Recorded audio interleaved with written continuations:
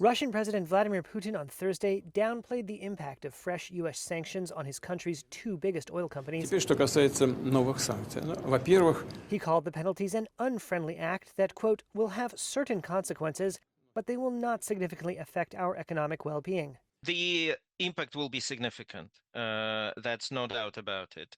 While Moscow may try and tout its resilience in the face of sanctions, Reuters editor Dmitry Zhdanikov says the Kremlin will feel the bite. Yesterday, the United States imposed sanctions on two of the biggest Russian companies, oil companies, Rosneft and Lukoil. But similar sanctions have already existed on the number 3 and number 4 Russian oil company, Gazpromneft and Surgut.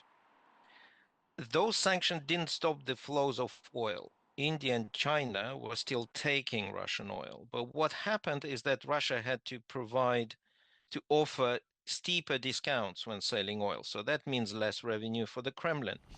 Trade sources told Reuters Chinese state oil majors have suspended Russian oil purchases in the short term. Refiners in India are set to sharply cut their crude imports. The sanctions set crude oil prices up more than 5% on Thursday.